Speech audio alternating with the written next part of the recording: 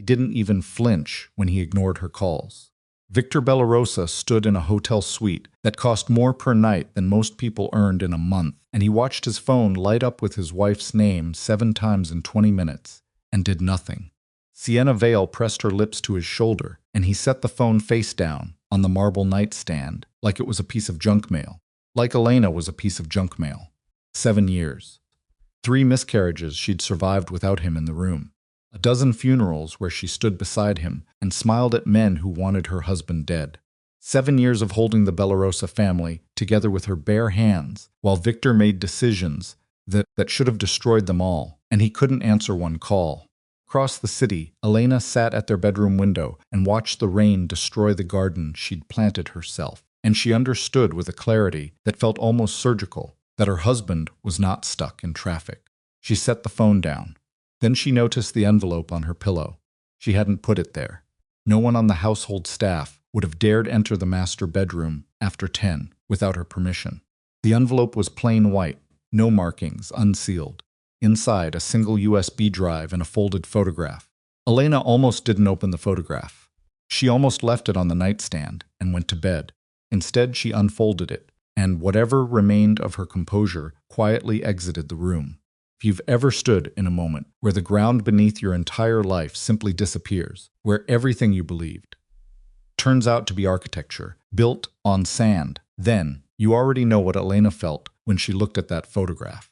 And if you haven't, this story is going to show you what that looks like, and it is not going to be pretty. Before we go further, if you're watching this for the first time, please subscribe to the channel and hit that notification bell so you never miss a story. Drop a comment below telling us what city or country you're watching from. These stories travel farther than I ever expected, and I genuinely want to see how far this one goes. Now stay with Elena, because what she found in that envelope is only the beginning, and the truth she's about to uncover will change every single thing she thought she knew. The photograph showed Victor shaking hands with a man named Adrian Cross. Elena knew that name. She had grown up with it. Or more precisely, she had grown up with its absence. Adrian Cross was her father. The man she had been told was dead. The man Victor had personally informed her was killed 8 years ago during a territorial war between the Bellarosa family and a rival organization called the Corti Syndicate. Victor had attended the memorial. He had held Elena's hand while she cried. He had told her that Adrian had died quickly, that he hadn't suffered. In the photograph, her dead father was very much alive, standing in what appeared to be the parking structure beneath the Bellarosa's own downtown hotel, and he was smiling, and Victor was smiling, and the timestamp embedded in the corner of the photograph read 14 months ago. Elena sat with that information for a long time. She didn't cry. She'd done enough of that in the past few years to know that crying was something that happened when you still believed the situation might somehow resolve itself. This situation was not resolving itself. This situation was a structure collapse, and Elena had enough survival instinct to recognize that the only appropriate response was not grief, it was inventory. She plugged the USB drive into her laptop.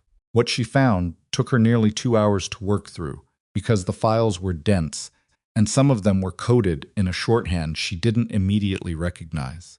But Elena Bellarosa had not spent 7 years married to the head of one of the city's most powerful criminal organizations without learning how to read certain kinds of paperwork. The financial transfers were using shell company names she'd seen in Bellarosa ledgers. The coded messages used a cipher she recognized as a modified version of the one Victor's lieutenants used for internal communications. And the photographs, there were 11 more of them, showed Victor meeting with Adrian Cross on 6 separate occasions over the past 14 months. By 3 a.m., Elena had a working theory. By 3:45, she had confirmed enough of it to feel sick. Victor arrived home at 4:20 in the morning, letting himself in through the side entrance, the way he always did when he came home late quietly, without turning on lights. The way a man moves when he believes the person upstairs is asleep, and he'd prefer to keep it that way. Elena heard his footsteps in the foyer. She heard him stop at the kitchen. She heard the refrigerator open and close. She was already in the dining room. She had turned on one light, the one above the table, and placed the photograph of Victor and Adrian in the center of the tablecloth. and she was sitting with her hands folded in her lap and her spine at absolutely straight. And when Victor walked through the doorway and saw her, he stopped. He looked at her. He looked at the table. His face went through 3 different expressions in about 2 seconds, and Elena watched all of them, and the one that mattered, the one that answered the question she hadn't asked yet, was the third one. Not surprise, not confusion, something she could only describe as calculation. The look of a man rapidly assessing how much damage had already been done. "How long have you been planning to replace me?" she asked. Question came out even, almost conversational. She had rehearsed it in her head a dozen times and decided that screaming it would give him a framework to respond to the hysterical wife, the emotional confrontation he could manage and deflect. Even in quiet gave him nothing to work with. Victor set his keys on the sideboard. He didn't pick up the photograph. He said, "That's not what this is. Don't." Elena's voice stayed level. "Don't start with a denial. Not tonight. We've been married long enough for you to know that I will not sit here and watch you build a story. From scratch. Not at 4 in the morning. Not with your phone turned off for 6 hours." Victor pulled out the chair across from her and sat down. He looked tired, not guilty, not rattled, but tired, in the way men look when they've been managing something complicated for too long. And the weight of the management is finally showing. He rubbed the back of his neck and looked at the photograph. "His name is Adrian Cross," Elena said. "I know who he is. He's my father." "I know that too. You told me he was dead." Victor didn't answer immediately. He looked at the photograph for another 3 seconds. And Elena watched his jaw set, and then he looked up at her and said, "Yes, I did." The admission landed in the room like something physical. Elena had expected deflection. She had prepared for it. What she had not prepared for was Victor simply acknowledging it cleanly, without softening it, without immediately following it with a justification. Just, "Yes, I did." She felt the ground shift slightly beneath her and forced herself to stay still. "Why?" she said. "It wasn't quite a question, because at the time I needed you not to know he was alive." Victor leaned forward, elbows on the table. "Your father didn't die in the Cortese War, Elena. He made a deal. He handed over 3 of our operations in exchange for protection. Men died because of what he gave them. My men. People I was responsible for." He paused. "I was going to have him killed. And then I realized if I had your father killed, I lost you. So I told you he was already gone." Elena looked at him for a long time. "You're telling me you lied to protect the marriage." "I'm telling you I lied, so you wouldn't have to choose. Between you and my father, yes. And the 14 months of meetings?" She touched the corner of the photograph. "You've been meeting with him for over a year. Is that still protecting the marriage?" Victor's silence was longer this time, and it was a different kind of silence, not thoughtful, but careful. Elena recognized the difference. She'd spent 7 years learning his silences. "Came to me," Victor said finally, 8 months after the Cortese War ended. He had information about a threat to the family. Something I needed to know. I met with him once. The photographs show 6 meetings. Victor said nothing. "Victor."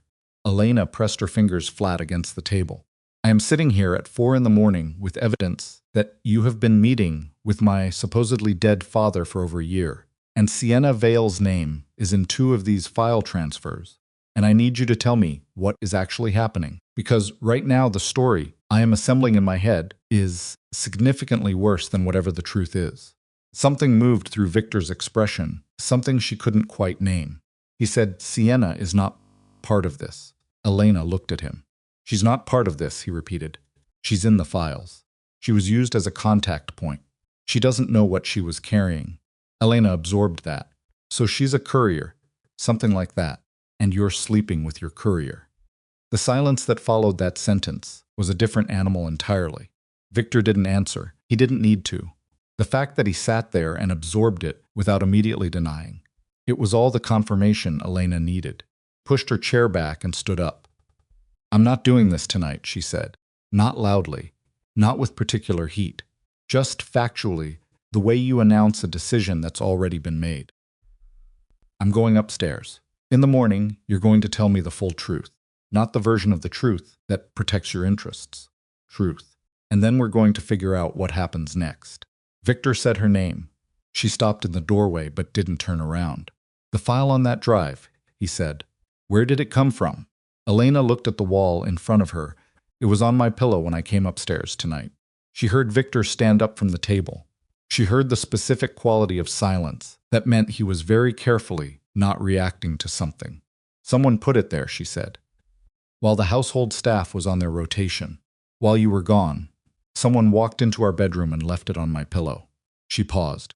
Which means someone has access to this house. And they wanted me to find this. And you should be asking yourself why. She walked upstairs. She did not sleep. By 6 in the morning, she could hear Victor on the phone in his office below, his voice too low to make out words, but with a cadence she recognized as controlled urgency, the voice he used when he was managing a crisis and needed the person on the other end to calm down and listen. She went to the window and watched the rain continue to work on her garden. She thought about the USB drive. She'd been thorough with it. She'd copied everything. There's nothing to a secondary location before Victor came home. A precaution she'd learned to take without thinking about it, the way other people learn to carry umbrellas. She thought about Adrian Cross, her father, alive, and apparently in regular contact with her husband for the past 14 months. She tried to assemble a coherent picture of what that meant, and what she kept returning to was not the betrayal, both of them, her father surviving and Victor lying about it, but the architecture of it, structure of the thing. Who had known, and for how long, and why it was landing in her bedroom, now rather than at any other point in the preceding 14 months. Someone wanted her to know. Someone with access to this house, which meant someone inside the Bellarosa organization, which meant the enemy was not outside the walls. She was still at the window. The first car pulled up the drive, then the second, then the third. Victor's inner circle, the people who answered directly to him, and no one else. His brother Matteo, his lieutenant Dario Venn. 3 other men Elena recognized from years of quiet observation.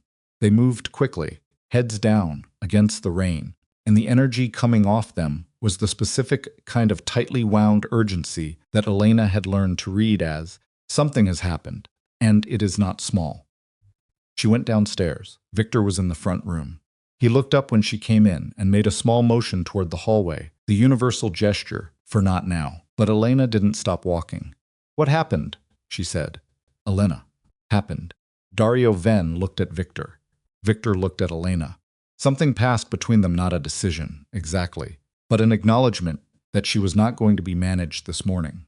The warehouse on Kellner Street, Victor said. It was hit an hour ago. Elena processed that. Kellner Street was a distribution point, not their largest, but significant. Casualties? 2 men. 3 more in the hospital. Which organization? Victor's expression did something she couldn't quite read. The evidence points toward the Marchetti family. But he looked at her. Your face says but, she said. What's the but, Victor? He was quiet for a beat. Then the weapons used. The caliber, the casings. They match our own inventory. The room was very still. Elena looked at Dario. He was looking at the floor. She looked at Matteo, who was standing near the far window with his arms crossed and his expression locked in something that might have been concern or might have been concentration. It was hard to tell with Matteo. It had always been hard to tell with Matteo. Someone inside the family hit the Kellner warehouse, Elena said. We don't know that, Victor said. Victor? She looked at him steadily. Someone put a file on my pillow last night. This morning, a warehouse was attacked with weapons from your own inventory. The evidence points outward to create a false target. This is not the Marchetti family. This is someone inside this organization who is moving, and they are moving fast. And you need to stop pretending you can manage this from inside your own blind spot. Victor's jaw tightened. I have 40 years of running this organization, and someone inside it just killed 2 of your men. She let that land. I'm not questioning your experience. I'm telling you what I can see from where I'm standing, which apparently is a different vantage point than you have right now. She looked around the room at the assembled faces. Someone in this room, or someone connected to someone in this room, knows more than they're saying. The silence that followed was the kind that has weight. Then Matteo uncrossed his arms and said, Victor, she's talking about herself. Think about it. The file appears on her pillow.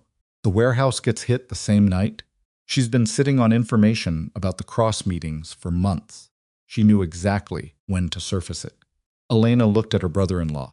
She had never trusted Matteo. She had spent 7 years being careful about that distrust, keeping it quiet, keeping it functional, never letting it become the kind of open antagonism that would destabilize Victor's relationship with his brother.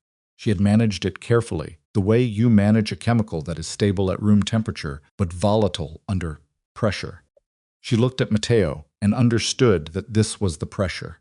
"Point a weapon at me," she said quietly, "and whatever relationship you still believe you have with your brother ends tonight." Matteo looked at Victor. Victor looked at Elena. And then, and this was the thing she would return to in the weeks that followed, the thing she would examine from every angle, trying to find the version of it that made a different kind of sense. Victor hesitated, not for long, 3 seconds, maybe 4. But in a room full of men holding weapons, and a history that had always placed Victor's loyalty to Elena beyond question, those 4 seconds were enough to change the temperature of everything. "Stand down," Victor said finally. To Matteo, to the room. But Elena had already seen the hesitation. She looked at her husband, and she saw not the man who had built an empire, but the man who had told her for 7 years that she would always be the one person he chose unconditionally. And she understood that the unconditional had always been a condition, and the conditions that never cost anything. Tonight she was costing him something, and the calculus was visible on his face. She walked to the doorway, stopped, didn't turn. "You chose her long before tonight," she said. Her voice was quiet enough that she wasn't sure everyone in the room could hear her. She didn't particularly care. "Now you're going to find out what it costs." She walked out of the house. She did not take a car.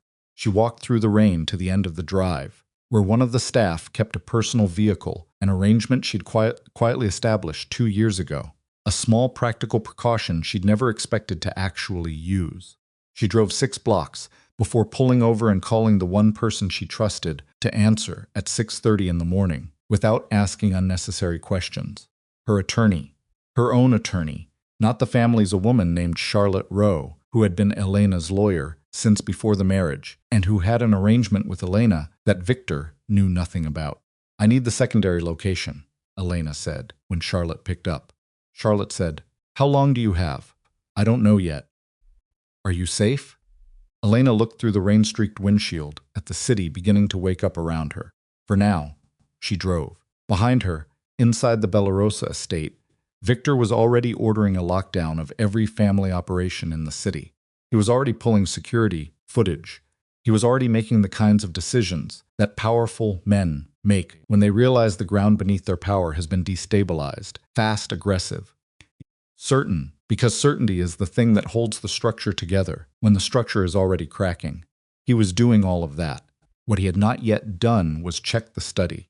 What he would discover when Dario walked into the study 40 minutes later and found the safe open and the shelves rearranged was that Elena had not simply walked out of the house.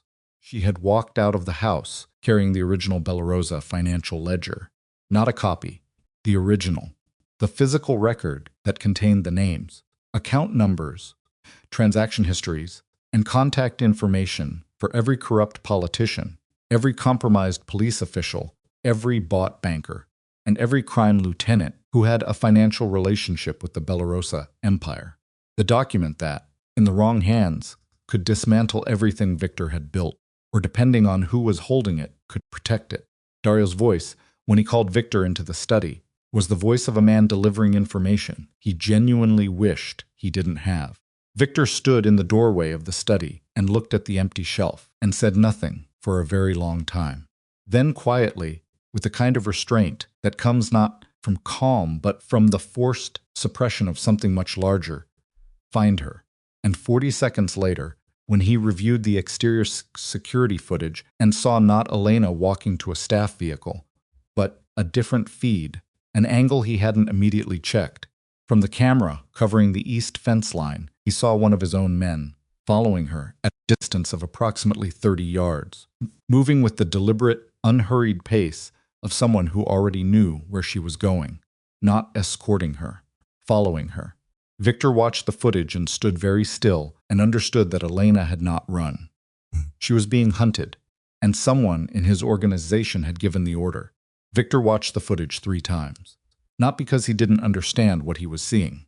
He understood it on the first pass, in the first 6 seconds, with the particular clarity that comes when a man who has spent his entire adult life anticipating betrayal finally sees it arrive in a form he was not watching for. He watched it twice more, because some part of him, the part that had been running on instinct and controlled violence since he was 19 years old, needed the repetition to fully accept that the threat was not outside the gate. It was inside it. He turned from the monitor and looked at Dario Venn. Dario was a careful man. 15 years in the Bellarosa organization, 12 of them at Victor's immediate left hand, and in all that time he had survived by being the kind of person who knew exactly when to speak and exactly when to absorb. Right now he was absorbing. His face was a held breath. "Who ordered the east fence rotation last night?" Victor said. "I'm pulling that now. Pull faster." Dario moved to the secondary console and began working through the log. Victor turned back to the footage. On the screen, the man following, Elena, moved with unhurried precision, head slightly down, pace calibrated to stay exactly far enough behind her to remain outside her peripheral vision while keeping her in his own. That was training. That wasn't a soldier improvising. Someone had given this man a specific task, and he had prepared for it. Rotation was authorized at 11:47, Dario said. Signature is Matteo's. The room had been empty except for the 2 of them. Stayed that way, no sound, no movement, just Victor standing in front of a monitor with his brother's name hanging in the air between them like something combustible. "Where is Matteo now?" Victor said. "He was in the East Wing 20 minutes ago. Find him." Dario left. Victor stood alone in the security room and did the one thing he almost never permitted himself to do. He stood still and thought, without moving, without acting, without issuing an order or a directive or a contingency. Just thought. About Elena walking out with the ledger. About Matteo authorizing an east fence rotation that put a tail on her. About the USB drive on the pillow. About 14 months of meetings with Adrian Cross that he had managed carefully, he'd believed, so carefully, and someone had photographed every one of them. He thought about Sienna. He thought about how Sienna had come into his life, and the specific sequence of events that had followed. And he made himself look at that sequence with the same cold assessment he would apply to a rival's operations. She had appeared 18 months ago, through a business connection, a hotel acquisition, legitimate front work, nothing that should have drawn his personal attention. She had drawn it anyway. He had told himself it was attraction, and it was, but he was experienced enough to know that attraction was a commodity that could be manufactured and deployed with surgical precision if you knew what you were doing. He thought about the warehouse on Kellner Street. He thought about the weapons matching Bellarosa inventory. He pulled out his phone and called his head of security, a man named Rafe, who answered on the first ring, with the terse efficiency of someone who had been awake since the Kellner Street call came in. "The weapons from the warehouse," Victor said. "Which inventory batch?" He heard Rafe typing. A pause. "Batch 7, stored at the Delancey facility." "Who has access to Delancey?" Another pause, longer. "Victor." "That's a short list. Give it to me." Rafe gave it to him. 6 names, Victor's own, Dario's 3 senior lieutenants, and Matteo's. Victor ended the call. He walked to the east wing. Matteo was in the small sitting room at the end of the hall, standing at the window, with a cup of coffee that had clearly gone cold. He turned when Victor came in, and his face did the thing it always did. The quick arrangement of features into something cooperative, something open, the practiced expression of a man who had spent a lifetime presenting himself as less than he was. Victor had always attributed that quality to temperament, to Matteo's fundamental discomfort with confrontation. He was revising that interpretation now. "You put a tail on her," Victor said. Matteo set the coffee cup on the windowsill. "I put a man on her for her protection. She walked out of this house in a crisis situation without security. You authorized an east fence rotation at 11:47 last night. Standard rotation. Before anything happened. Before the warehouse call came in. At 11:47 last night, you repositioned the east fence coverage." Victor took one step into the room. "That's not a response. That's preparation." Matteo's jaw moved slightly. "You're under pressure, and you're looking for somewhere to put it. The Delancey batch, Victor said. Kellner Street. Walk me through how those weapons got out of a facility you have access to and ended up at a warehouse that was hit the same night. Someone put a file on Elena's pillow and you authorized a repositioning of my security coverage. The silence that followed was different from the silences Victor was used to getting from his brother. Mateo's silences were usually apologetic, slightly soft around the edges, trailing into some form of deference. This silence was harder, more contained. The silence of a man deciding how much to give up and how much to hold. I want you to think carefully, Victor said, about what you say to me next. Mateo looked at him.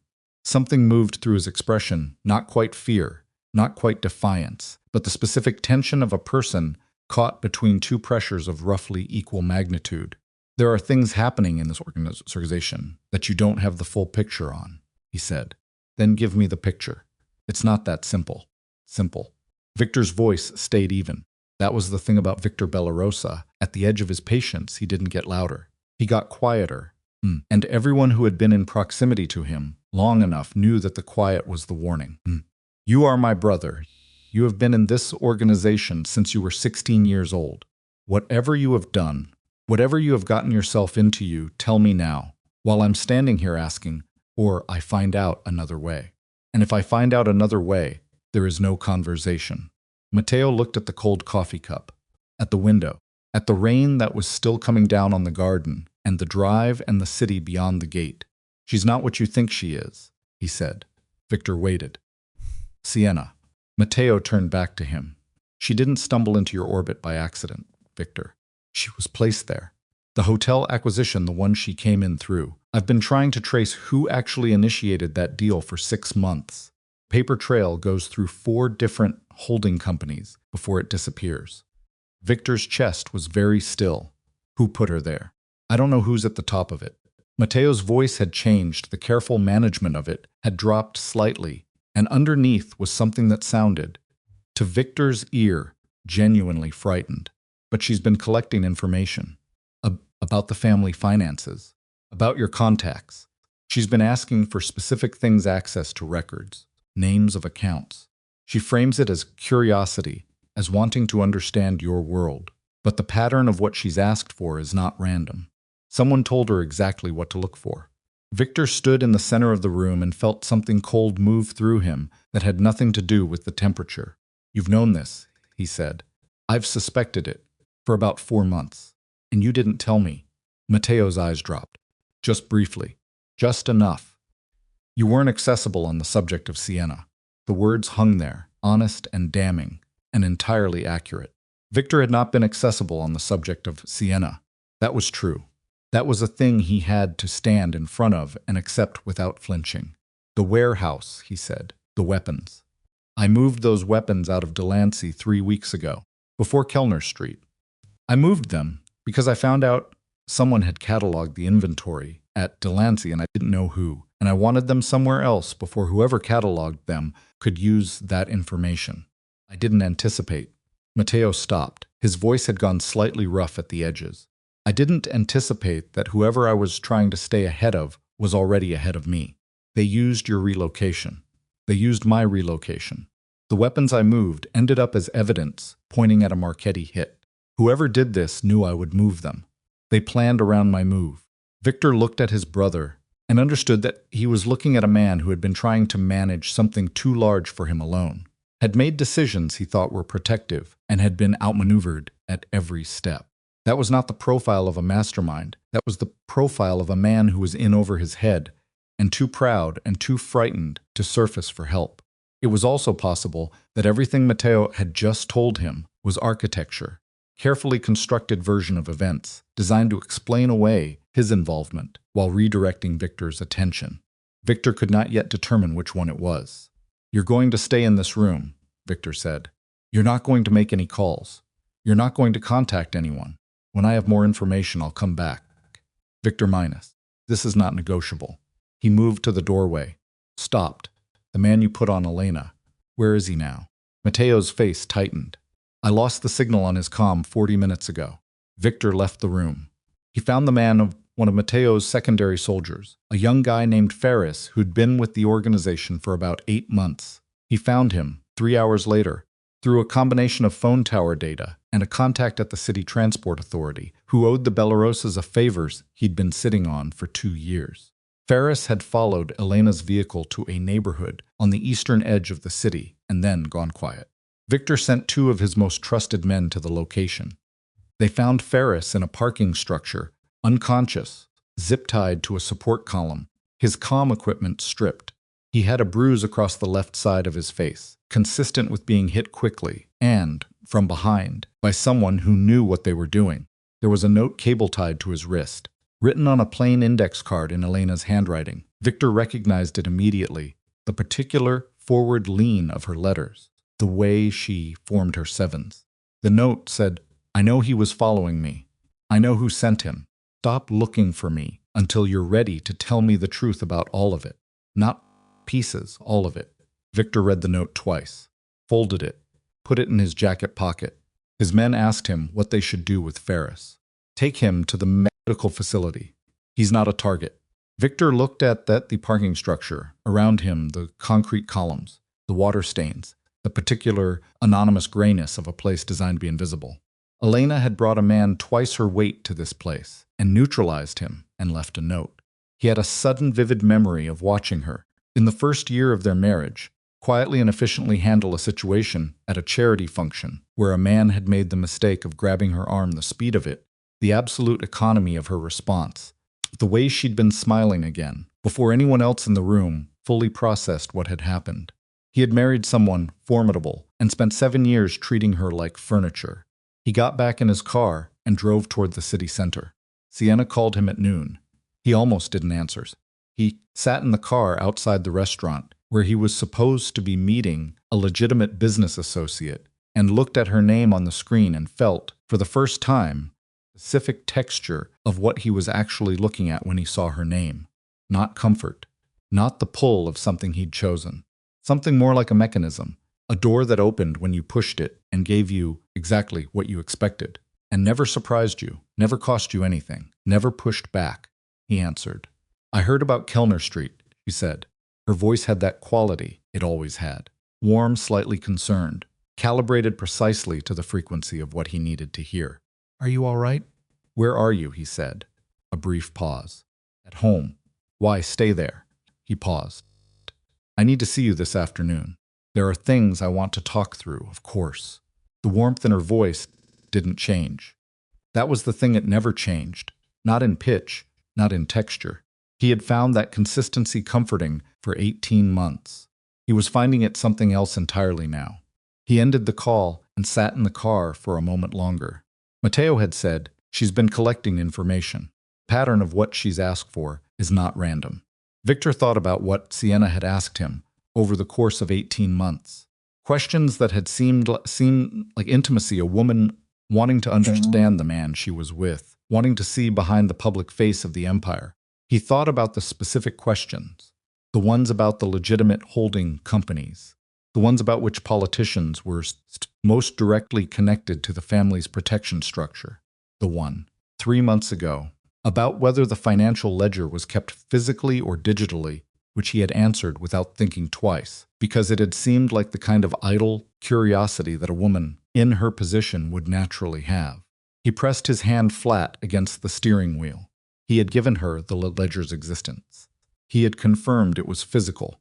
He had at some point, during a conversation he hadn't flagged as significant, mentioned that Elena managed the study, the USB drive, the photograph of Adrian.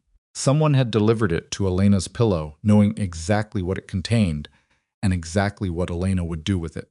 They had wanted Elena to find the ledger. They had wanted Elena to take it.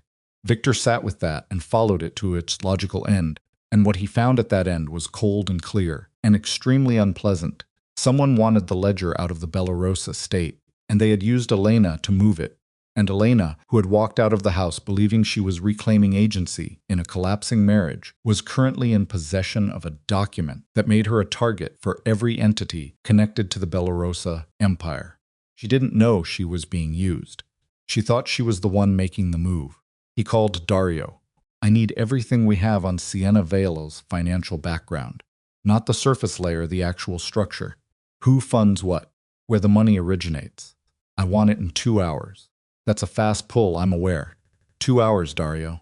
He ended the call and went inside to get through the lunch meeting with the speed of a man who needed to be somewhere else and was exercising considerable discipline in not simply standing up and walking out. The information Dario assembled in 93 minutes was not complete. 2 hours was genuinely fast, and some of the deeper layers would take another day to fully excavate, but it was enough. It was more than enough. Sienna Vale's financial history had a clean surface, legitimate earnings, modest savings, the expected profile of a woman who had worked in hotel management and moved through a series of business positions of ascending responsibility. But 18 months ago, almost exactly coinciding with her introduction to Victor, a holding company registered in a jurisdiction known for its privacy protections, had begun making monthly deposits into personal account connected to a second identity. The second identity was layered, but not layered deeply enough to survive a serious investigation. And Dario's people were serious investigators. The holding company traced through 3 intermediary entities to a parent organization. The parent organization's registration documents listed a single director. The director's name was Adrian Cross. Victor sat in his car outside his own building and looked at the document on his phone and felt the structure of the past 18 months rearrange itself around him with the specific, not nauseating clarity of a man who has just understood that he was not living his own choices. He had been living someone else's design. Every decision he'd made, the meetings with Adrian, the drift from Elena, a specific blindness around Sienna, had been downstream of a current someone else had created, and he had moved through it, believing he was swimming. He called Elena. She didn't answer. He called again. On the 4th call, she picked up. Silence on the line for a moment. He could hear her breathing, and he could hear traffic somewhere behind her, which told him she wasn't stationary. She was moving. "Victor," she said. Not a greeting, just an acknowledgement that she'd chosen to answer. "Sienna is connected to your father," he said. No preamble, no construction, just the fact, placed directly into the space between them. She works for him. She has been working for him since before I met her. Everything the way she came into my life, the access she asked for, the questions she asked me, it was coordinated. "Silence, Elena, I heard you." Her voice was careful, not surprised, and that absence of surprise told him something about how much she had already assembled on her own. "Where are you getting this?" Dario pulled the financial background. "The money trail leads back to a company your father controls. How confident are you in the trace?" "Confident enough to be on this call." He heard her exhale. Not a sigh, something shorter, more controlled. The breath of someone recalibrating. "She wasn't trying to replace me," Elena said quietly, "trying to get access to the ledger." Yes. She needed it out of the house. She needed someone credible to move it. Someone who wouldn't be stopped at the gate or searched, a pause. She needed me to take it. Yes. The silence that followed had a different quality from all the silences that had preceded it, not distance, not damage, but something fragile and careful. 2 people standing on opposite sides of a gap that they had both had a hand in creating, looking across at each other. "Victor." Her voice had dropped, not softer, but more direct, the way it got when she was finished with periphery and moving to the center of something. "Who else inside the organization is compromised?" He told her about Matteo, what Matteo had said, his assessment of whether Matteo was a conspirator or a man who had been maneuvered and made bad choices. Elena listened without interrupting. When he finished, she was quiet for several seconds. "He's not the mastermind," she said. "Matteo doesn't have the patience for this kind of construction. He's being managed the same way you were given some information, to act in the direction someone else chose, without seeing the full picture.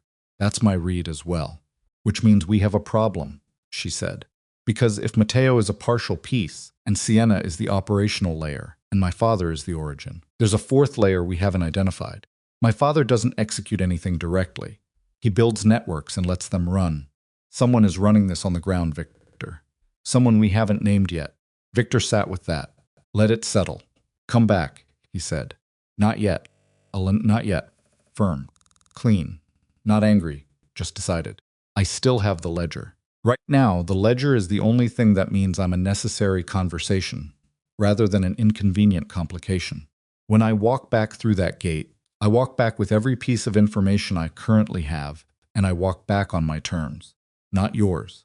He wanted to tell her that she was in danger. He wanted to tell her that whoever had orchestrated this wanted the ledger and would come for it regardless of who was holding it. He wanted to say several things that were true and urgent and that she already knew. Instead, he said, "There's someone following the operation that we haven't identified." "I know," she said. "I'm working on it." Before he could respond, she added, very quietly, "Don't send anyone else after me. The next person you send, I won't be as gentle with." The line went dead. Victor lowered the phone and looked at the building in front of him, the glass and steel of it, the controlled surface of legitimacy that sat over the actual structure of his empire, the way a well-tailored suit sits over scar tissue. He needed to find the fourth layer before the fourth layer found Elena. He got out of the car. Inside the lobby, his phone buzzed with a message from Dario. Security footage from the Kellner site. "You need to see this. Someone was there before the attack. Not one of ours." And below that, a still image from the footage. Victor looked at the face in the photograph. He had seen that face before, not in the context of any criminal organization, not in any meeting or negotiation or confrontation. He had seen that face in a photograph Elena kept in the small drawer of her nightstand. Photograph she had shown him once, early in their marriage, when she was telling him about her childhood. The face in the Kellner Street footage belonged to someone Elena trusted completely, someone who had been in her life long before Victor, someone who, if they were at Kellner Street before the attack, had not been placed there by Adrian Cross. They had placed themselves there. Victor looked at the photograph for 11 seconds. He counted them without meaning to the seconds had a weight, each one, landing on top of the last, building into something that pressed against his sternum from the inside. Face in the Kellner Street footage was not a face he had catalogued as a threat. It was not a face he had run through any kind of assessment or surveillance protocol. It was a face he had seen in a small photograph in a nightstand drawer, shown to him by a woman who almost never talked about her childhood, and when she had shown it to him, she had said, "This is the only person from before who I still trust completely." Her name was Nora Vass, Elena's closest friend from before the marriage. The woman who had stood beside her at their wedding. The woman Elena called when things were difficult, not often, not transparently. But Victor had noticed it over the years, the way you notice a pattern without consciously tracking it. When Elena was managing something she couldn't bring to Victor, she brought it to Nora. When the marriage was at its worst, when the silences between them stretched into weeks, Elena had spent 3 days at Nora's apartment and come back steadier. Nora Vass had been at Kellner Street before the attack. Not during, not after, before. Victor forwarded the still image to Dario with a single line. "Find everything on this woman. Full background. Everything." He put the phone in his pocket and stood in the lobby of his building and understood that he was looking at something that had been constructed with a level of patience and precision that made everything he'd previously attributed to Adrian Cross look like rough drafts, because Adrian Cross was a criminal. Adrian Cross operated in the language of money and leverage and territorial pressure languages. Victor understood fluently, languages he could navigate. But whoever had placed Nora Vass at Kellner Street was operating in the language of intimacy, trust, of the specific architecture of a woman's private life that her husband had never fully seen. Someone had gotten close to Elena, not to Victor, not to the Empire, to Elena specifically, personally, in the space she kept separate from all of this. That was a different kind of threat entirely. He reached Sienna's building at 2 in the afternoon. He had spent the drive constructing the conversation, not scripting it. He had learned years ago that scripting conversations with people who were trained in some form of manipulation was a losing proposition, because they would read the script in your face and adjust, but identifying what he needed from it. He needed confirmation of the Adrian Cross connection. He needed to understand the scope of what she had been tasked to extract. And he needed to do both of those things without signaling how much he already knew. Because the moment Sienna understood that he had traced the financial structure back to Adrian, she would stop being a source of information and become exclusively a threat management problem. She met him at the door in a way that was entirely normal, the ease of a woman on familiar ground, the small domestic warmth she had always maintained in this space. She took his jacket. She offered coffee. She looked at his face and said, "You look like you haven't slept." "I haven't." He sat down on the couch, deliberately in the center of it, not his usual position near the window. Small displacement. He watched her register it, the faintest recalibration in her posture. Mess. Something that would have been invisible if he hadn't been looking specifically for it. "Tell me about the hotel acquisition," he said. "The one you came through 18 months ago." Sienna turned from the kitchen counter and looked at him with an expression of mild, cooperative confusion. "What about it? Who initiated it? What do you mean?" "It's a simple question." He kept his voice even, comfortable, the voice of a man having an ordinary conversation. "The acquisition came through a development group. I want to know who was driving it from the development side." She sets the coffee down on the counter, not bringing it to him yet, just setting it down. Her hands were steady. "I was brought in by the property management company as a consultant. I didn't have visibility into the full ownership structure." "That's interesting," Victor said, "because the development group traces back through 4 holding companies to a parent organization, and the parent organization is controlled by a man named Adrian Cross." He paused. One beat. Elena's father. Sienna's face did not move. That was what he noticed most, not a flinch, not a blink, not the rapid eye movement of a person caught off guard and searching for an exit. Her face simply remained in its current configuration, which was a specific kind of steadiness that was not natural. Natural steadiness has micro-movements, the tiny adjustments of a person maintaining composure. What Sienna's face did was more like suspension, like something had briefly stopped. It lasted less than 2 seconds. Then she said, "Victor, I don't know what you're talking about." "Yes," he said, "you do." Picked up both coffees and brought them to the sitting area and sat across from him with the unhurried ease of a woman who intended to manage this the same way she had managed every other difficult moment in the 18 months he'd known her, with warmth, with patience, with the specific deployment of intimacy as a tool for deflection. She set his cup in front of him. She looked at him with something that, from any other angle, would have read as concern. "Someone has been feeding you bad information," she said. "About me. About us. Victor, you're in the middle of a crisis with your organization. Your wife has walked out with sensitive documents. Your brother is under suspicion, and someone is using all of that chaos to drive a wedge between you and the one person who has been genuinely on your side." It was a good answer. It was, in fact, an excellent answer. It acknowledged the pressure, reframed her as a target of the same manipulation rather than the source of it, and wrapped itself around the emotional logic of a man who wanted to believe that at least one relationship in his current landscape was real. Victor recognized it as excellent and felt something harden in his chest in response to the recognition. "The account," he said. "The one connected to your secondary identity. The one that has received monthly deposits from a cross-controlled holding company for 18 months. Dario's people found it this morning." He watched her face. "Don't build another answer on top of that one. The foundation isn't there anymore." The warmth left Sienna's expression. Not all at once it didn't collapse. It withdrew. The way water pulls back from a shore before something large arrives. What was underneath was not the hostility he'd half expected.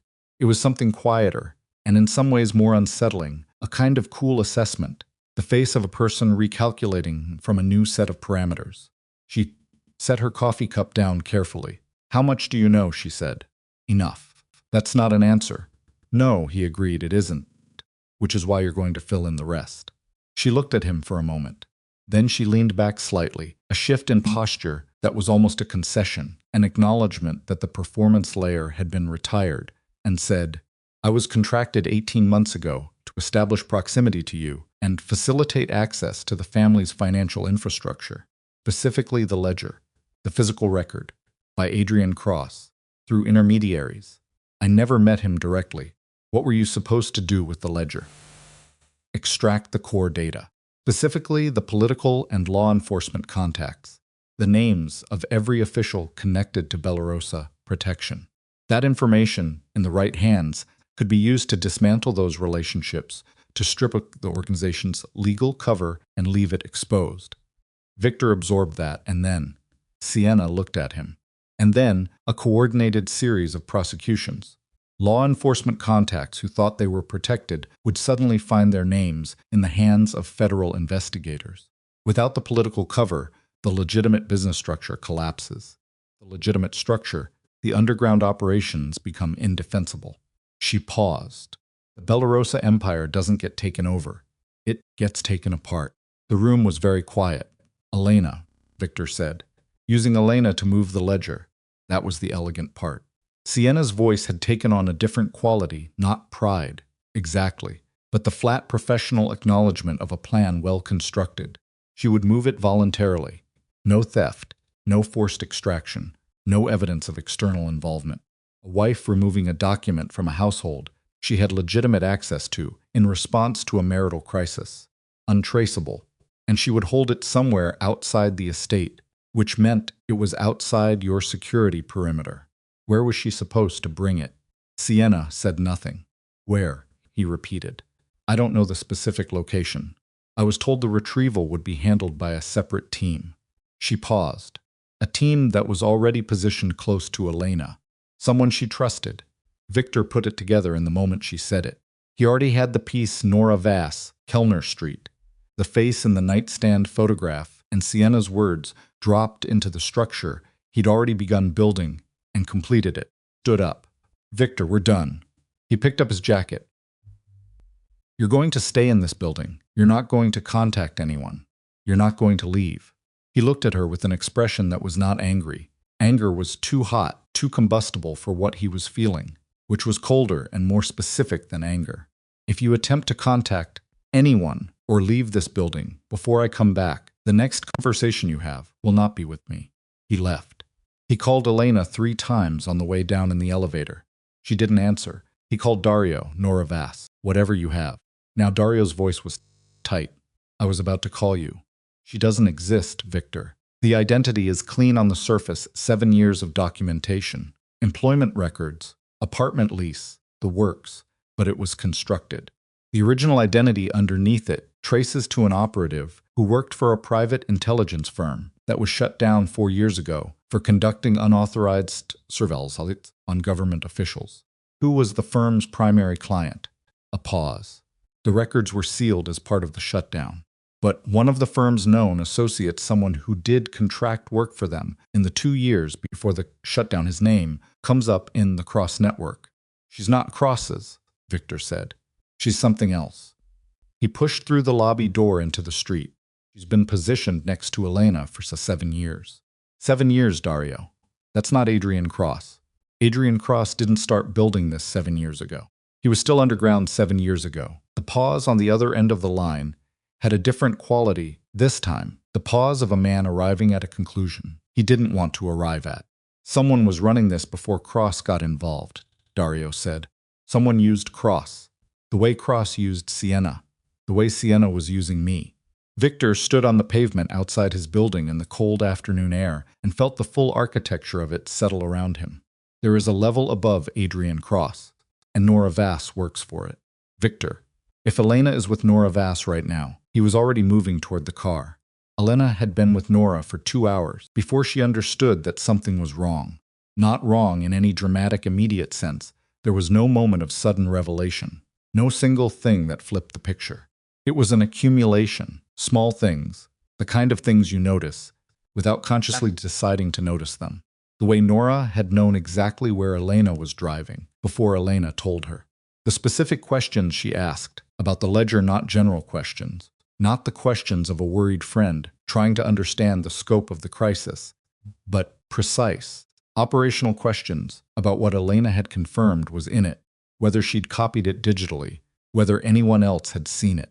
The way Nora's phone screen had been turned face down on the table for 2 hours, and stayed there, not because she was being politely attentive, but because she didn't want Elena to see who was messaging her. Elena had learned to read rooms from years of survival in rooms that wanted to kill her husband.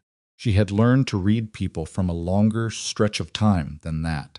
She sat across the kitchen table from the woman who had been her closest friend for 9 years and watched these things accumulate, And she kept her face even and her voice easy, and she assembled the picture, one piece at a time, with the specific patience of a person who knows that moving too early costs you everything. "You knew about my father," Elena said. It came out conversationally, not an accusation, a statement, offered the way you might offer someone a cup of coffee, something you're making available, not forcing. Nora's hands, which had been wrapped around her own coffee cup, went very slightly still. "What?" she said. "Adrian, you knew he was alive." Elena tilted her head slightly. "For how long?" "Elena, what are you—" "Nora!" Elena's voice was still even. "I have spent the last 14 hours reading people who were lying to me. I am extremely good at it right now.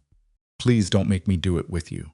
The silence that followed lasted long enough for Elena to watch Nora's face move through something, a process that was visible in the tension around her jaw, the specific quality of the breath she took before she spoke.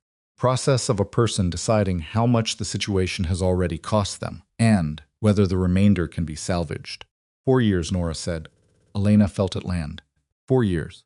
Not a recent involvement, not something that had developed in the context of the current crisis.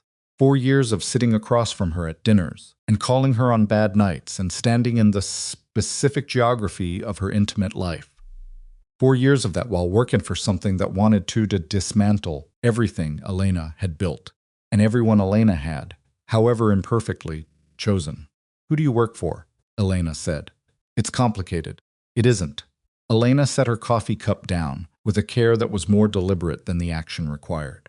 "You work for someone above my father. Someone who was running a long game before Adrian got involved. Someone who placed you next to me 9 years ago as a precaution, as an asset, who would have access to me if the situation ever required it." She watched Nora's face. "And now the situation requires it." Nora looked at her. The mask, because that was what it was. Elena understood now. A mask worn so consistently and for so long that it had started to look like a face. The mask had developed a crack, and through the crack was something Elena hadn't expected. Not cold professionalism, not the detached efficiency of an operative completing an assignment. Something that looked, and this was the part that was hardest to absorb, like genuine pain. "I didn't want this to be how it went," Nora said. "But here we are. Elena, the ledger." Elena kept her voice level. "What this is about. You were going to get me here, make me feel safe, and take it." Nora didn't answer, which was an answer. Elena reached into the bag beside her chair and placed the ledger on the table between them. Nora looked at it. Something moved through her face, relief, or the shape of relief, or the ghost of whatever relief would have felt like if the situation had been different. "Don't," Elena said. Nora looked up. "Don't reach for it." Elena's voice had dropped. Not louder, lower, with a different quality. The voice of a woman who had just finished being careful and was standing on the other side of it. "Because the ledger you're looking at is not the ledger I took from the estate. The original is somewhere you won't find it. What you're looking at is a copy. An incomplete copy with 3 crucial sections removed and 2 account sequences transposed." She paused. "Whoever uses it to try to dismantle our political contacts will find that half the names trigger alerts rather than exposures. People who think they're burning the Bellarosa protection network will be burning themselves." Nora stared at her. "I did that this morning," Elena said, "while you thought I was sleeping. I have been preparing for the possibility That the person I should have trusted most was the person I should have trusted least, because that is the kind of marriage I have been living in. And it turns out the skill transfers." Nora's jaw was tight. Her hands were flat on the table. "Can't hold that forever, Elena.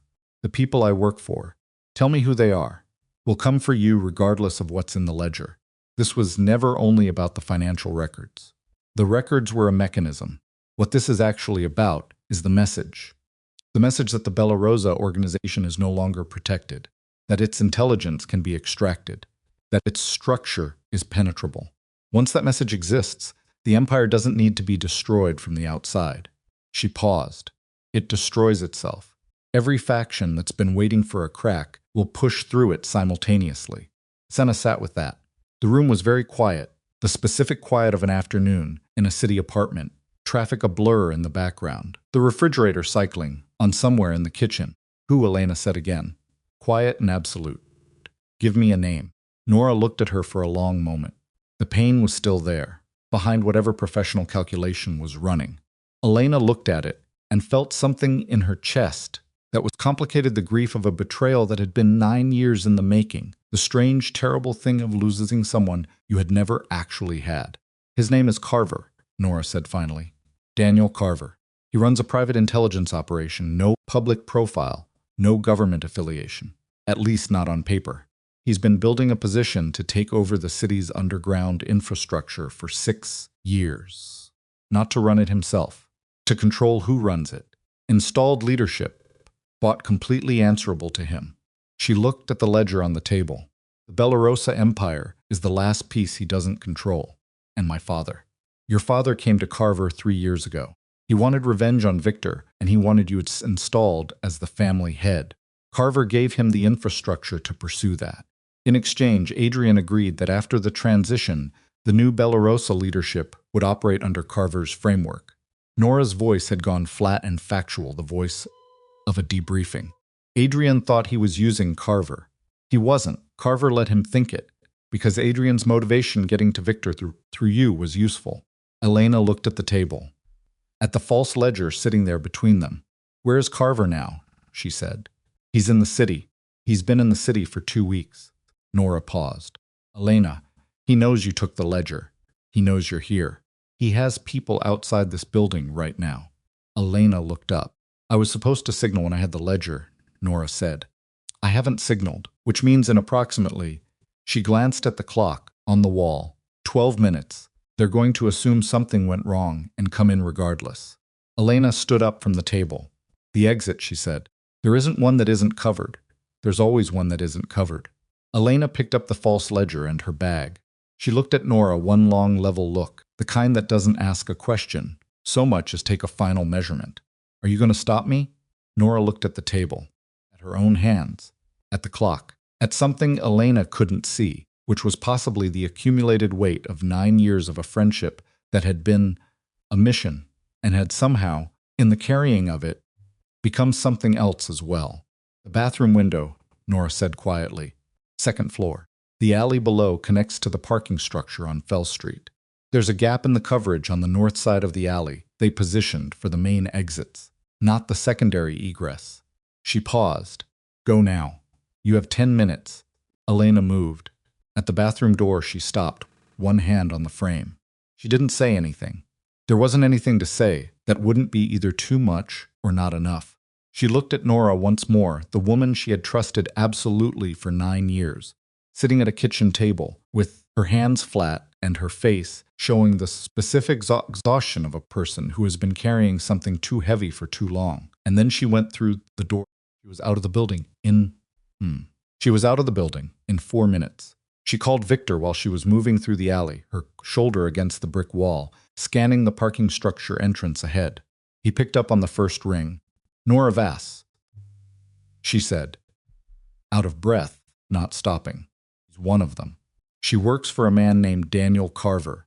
He's running the whole operation above my father. He has people at Nora's building right now. I'm clear, but I know about Carver. Victor's voice was already moving, already operational. Where are you? She told him. Don't stop moving. There's a car silver, Fell Street structure, level 2, northwest corner. Rafe's driving. He's been there for 20 minutes. A pause. Elena. She was already in the structure, already moving toward the ramp. What? I know about Nora. I know what she was. I'm sorry I didn't. Later, she said. We do that later. Right now, tell me where my father is. Victor was quiet for 2 seconds. 3. Victor. Her voice cracked slightly on it, just slightly, just enough to be real. Where is my father? He's been in contact with Dario in the last hour. He wants to meet. He says he has information about Carver that he's willing to trade. Victor's voice was careful. He wants to meet with you, not me, you. Elena reached level 2, saw the silver car, saw Rafe behind the wheel, eyes already on her. She stopped walking for 1 second. Her father alive, operational, the man who had engineered the destruction of her marriage and used the woman she'd trusted most as a mechanism to get to her. Her father wanted to meet with her and trade information about the man who had been using him, which meant Adrian Cross had just realized he was not the one in control of this operation. which meant Daniel Carver had made a move that Adrian hadn't anticipated, which meant something had gone wrong at a level above everything Elena had been tracking, and the people who were supposed to be running this thing were now running from it, and the thing itself was still in motion, and it was pointed directly at what remained of the Bellarosa empire. She got in the car. "Tell my father," she said to Victor, "that I'll meet him, but not on his terms, not on Carver's terms, on mine." She pulled the door shut. "And Victor, whatever loyalty you still think you owe Sienna Vile, let it go tonight. Because when this is finished, there won't be room in this organization for anyone who isn't completely, irreversibly on our side." Car moved. Outside the parking structure, in the street, two men in dark coats stood looking at the building entrance where Elena had not emerged, speaking into comms with the clipped urgency of people reporting a problem they don't yet fully understand. And in an office, somewhere in the city that had no signage on the door and no listing in any directory, a man named Daniel Carver looked at the message on his phone that said the signal had not come, and set the phone down on a clean desk, picked up a different phone, and made a call that would bring every piece of the operation to its final configuration, whether Elena was ready or not. The meeting with Adrian Cross happened in the back room of a restaurant that had been closed for 2 years. Elena chose the location. That was the first condition she had given Victor to relay to her father. Not a neutral site. Not somewhere Adrian had familiarity with. Not anywhere connected to cross-organization activity. An abandoned restaurant on a street that Victor's people had swept 3 hours in advance, with 2 of Rafe's men on the roof and 2 more on the street corners, and a clear vehicle exit through the service alley behind the kitchen. She had spent 40 minutes in the silver car with Rafe, thinking through sightlines and exit options and the specific geometry of a room in which she needed to be the person who was hardest to surprise. She arrived 12 minutes before Adrian. She used the 12 minutes to walk the space: the kitchen, the dining room, the back office, the bathroom with its single frosted window. She moved through it the way you move through a space you are preparing to defend, registering doorways and corners and the weight of silence in each room. When she came back to the main table, she sat with her back to the wall and her face to the entrance and the false ledger on the table in front of her and her hands in her lap, steady. Adrian Cross came in through the front door, with 2 men flanking him, and stopped when he saw his daughter's face. He looked older than the photographs. The photographs showed a man in controlled, careful health, the maintained vitality of someone who understood that physical presence was a form of authority. The man standing in the doorway of a dead restaurant was still upright, still had the bearing, but there was something worn through it. Kind of wear that doesn't come from time but from years of operating in the specific tension of a person who survived by staying hidden and can never fully exhale. He looked at Elena for a long moment. She did not stand up. "Sit down," she said. "Your men stay at the door." Adrian glanced at the 2 men with him. Some silent negotiation passed between them. The men stayed at the door. Adrian walked to the table and pulled out the chair across from Elena and sat down with the careful deliberateness of a man managing a body that had absorbed more than it showed. "You look like your mother," he said. "Don't," Elena said. Closed his mouth. "You contacted Victor and said you have information about Carver that you want to trade. I'm here talk." Adrian looked at the table, at the ledger, daughter's hands, which were perfectly still in her lap. "You're angry," he said. "I'm operational," Elena said. "There's a difference. You can have my anger later. Right now I need information. What does Carver have that you don't want him to have?" Adrian's jaw moved slightly. He had expected Elena could see it, the adjustment happening behind his eyes. He had expected something more emotional, a confrontation, recrimination. The full weight of 8 years of believed death and 9 years of positioned betrayal landing on him in this room. He had prepared for that, she could tell. He had not prepared for a woman who had already processed her feelings about him somewhere else and arrived here with nothing left but the work. He recorded everything, Adrian said. Every conversation, every planning session, every communication between me, Sienna, and the various contacts in his network. I thought I was the one keeping records. I thought the leverage was mine. He was recording from the beginning. Adrian pressed his thumb against the edge of the table. He has audio of me authorizing the Kellner Street staging. He has documentation of the financial transfers through the cross-organization to Siena. He has enough to take me apart completely. And more importantly, he has enough to position himself as the person who exposed a conspiracy against the Bellarosa Empire while actually being the person who engineered it. Elena absorbed that. He's going to play both sides. He's going to be the solution to the problem he created. Walk into law enforcement or the city's power structure with documentation of a cross-led conspiracy against the Bellarosa family. Present himself as the investigator who uncovered it. Collect the goodwill and the access and the influence that comes from being the person who brought down a major criminal operation while the actual infrastructure he's built, the network of controlled operators and bought positions, remains completely invisible because he's now the trusted party. Adrian looked at his daughter. It's elegant. I didn't fully understand what I was inside until 3 days ago. What happened 3 days ago? He moved Nora without telling me. Adrian's voice tightened on it, not quite anger, but the specific friction of a man who had believed he had operational authority and discovered he was decorative. Nora was supposed to remain a dormant asset. Her use was contingent on my authorization. He activated her independently. He didn't ask. He didn't inform me. He just moved her. He looked at his hands. That's when I understood that I had never been a partner. I was a mechanism, useful while I was generating pressure on Victor and providing cover for the real operation. Now that the ledger has moved and the cross-network has served its purpose, I'm a liability. Elena looked at her father. The old restaurant was cold. The heating had been off for 2 years. Tuni and the afternoon had turned gray, and the cold came through the walls in a way you felt in your teeth.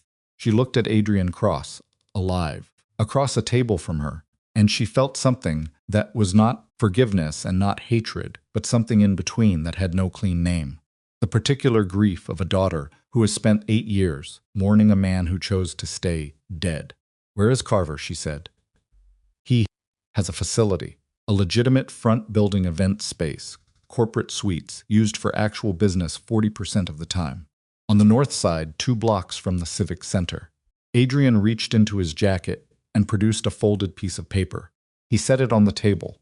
Floor plans, security rotation, the location of the server room where he keeps the recorded files. He paused. He'll be there tonight. He moves the recordings off-site tomorrow morning. Once they're distributed to his network of legal and law enforcement contacts, the play begins, and there's no stopping it. Elena looked at the paper. "You need Victor's people to hit that facility tonight," Adrian said. "For the morning. I know what we need." Elena picked up the paper, unfolded it, looked at it. "Why are you giving me this?" Adrian was quiet for a moment. He looked at the table again, the habit of a man who had learned to avoid directed eye contact during the years underground, the reflexive guarding of expression. "Because I made decisions that I constructed very careful justifications for," he said, "for a long time. And 3 days ago, I sat in a room and understood that the most sophisticated justification I had built, the one about protecting you, installing you, giving you what Victor couldn't. That justification was the story Carver gave me to tell myself." He looked up. "I was used. The way you use a man who has a genuine motivation, you give him a framework that fits the motivation, and you let the motivation do the work." He paused. "I am not asking you to forgive any of it. I am telling you that the only thing I can do that is actually for you, rather than for a story about you, is to give you this and get out of the way." Elena folded the paper and put it in her jacket pocket, stood up. "After tonight," she said, "you will leave this city. Not because I'm threatening you, and not because Victor is. Because there is nothing here for you anymore. And staying makes you a problem that I will not spend energy managing." She looked at him, one long, direct look that had nothing performative in it. "I don't know yet what I feel about the fact that you're alive. I'm going to know for a long time.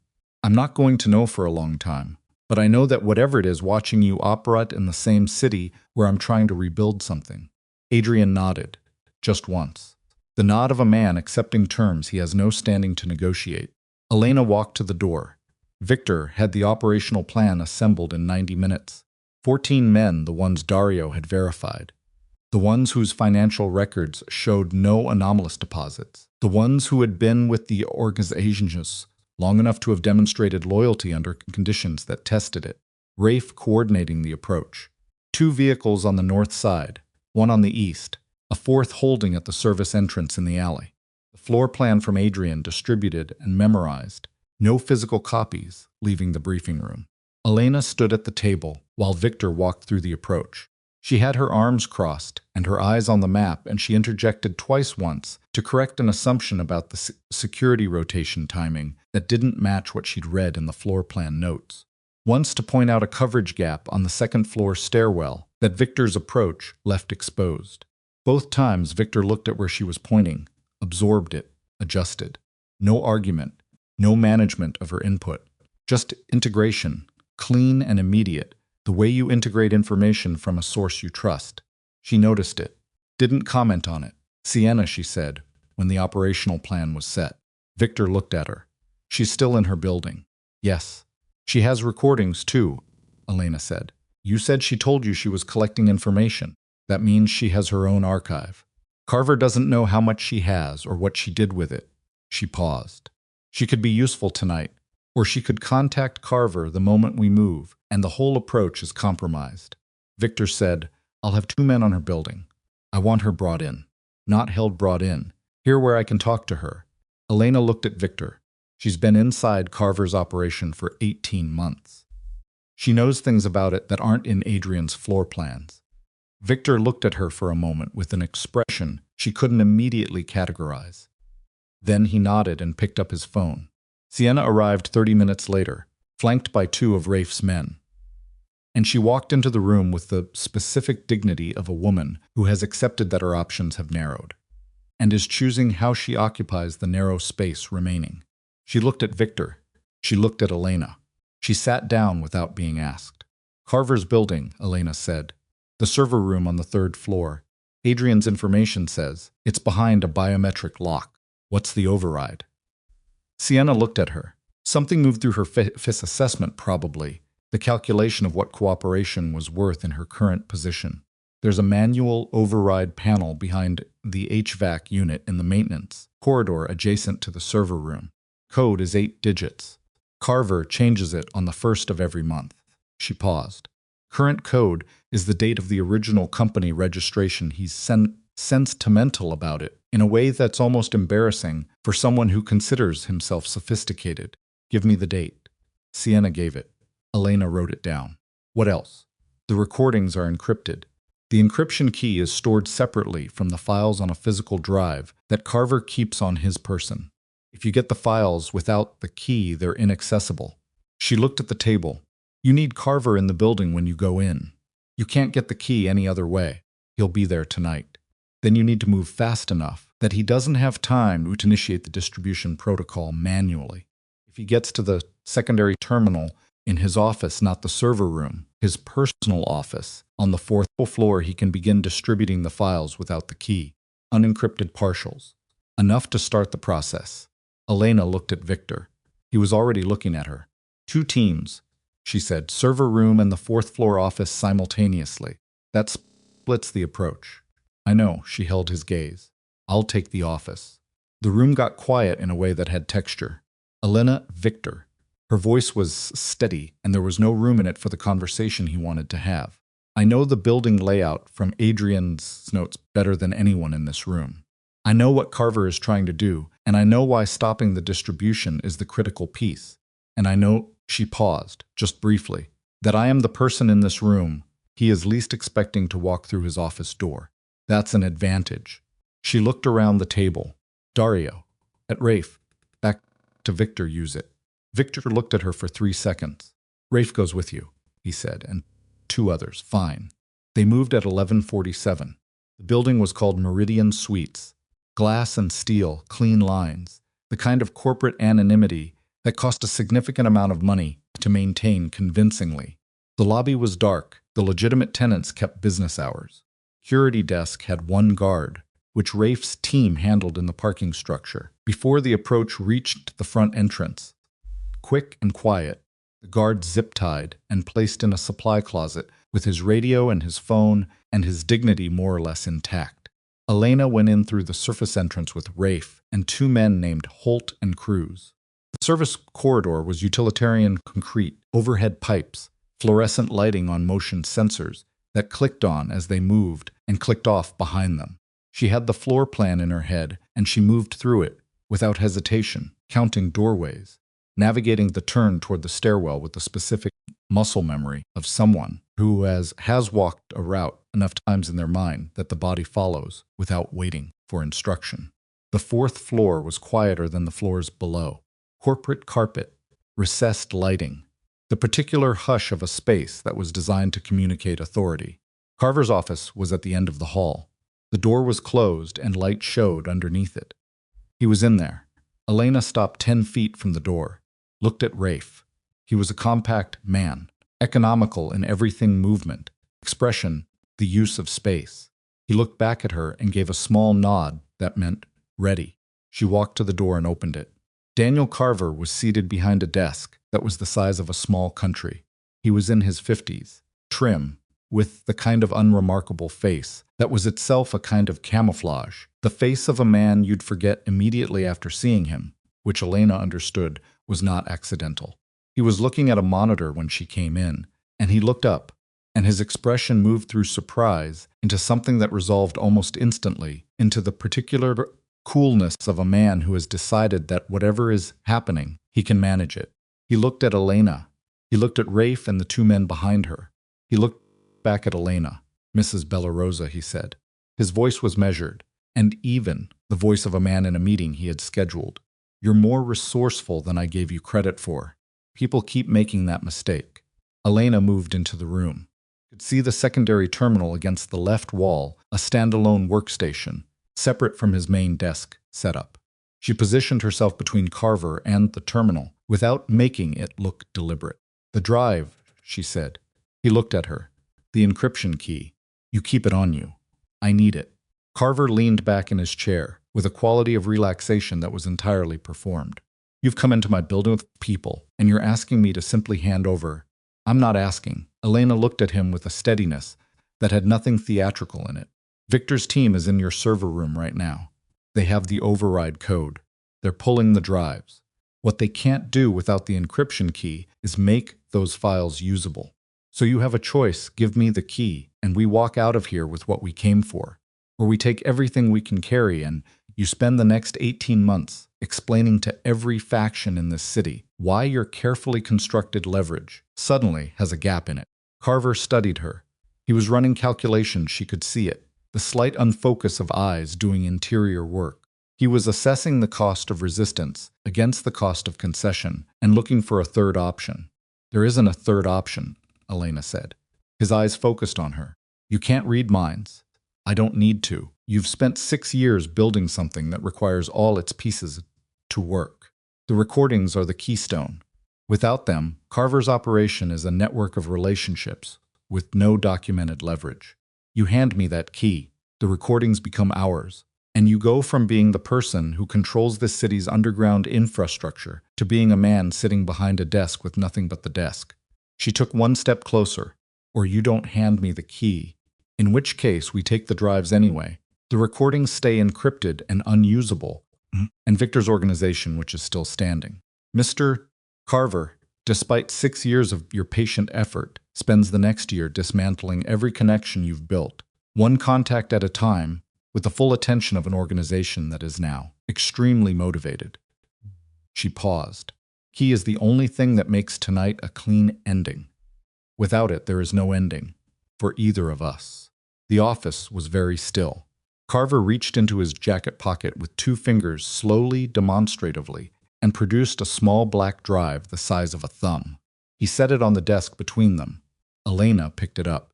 She held it between her fingers and looked at it for one moment, and thought about 6 years of architecture, about a man building a network of control, one piece at a time, with the patience of some who knew that the careful work was always invisible until it was finished. She thought about how close it had come to being finished. She put the drive in her pocket. Her earpiece crackled. Victor's voice, low and tight. "Server room is secure. We have the drives, Rafe. What's your status?" She pressed the comm. "We have the key. Coming out." She looked at Carver. He was sitting behind his desk, with his hands flat on the surface, and an expression that was not defeat. It was something more durable than defeat, the expression of a man who is already beginning to count what remains.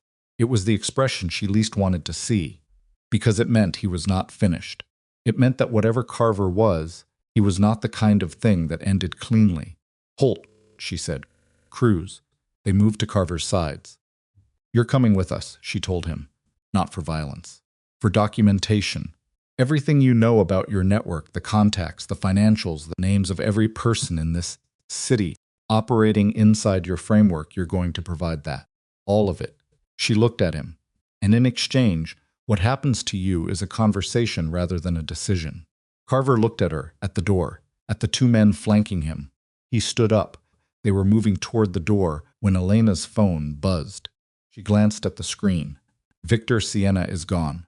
She was in the secondary office. We had 2 men on her, and she's gone. Elena," she took the copy of the ledger I had locked in the briefing room safe. Elena stopped walking. Rafe looked at her. She showed him the message. His jaw tightened.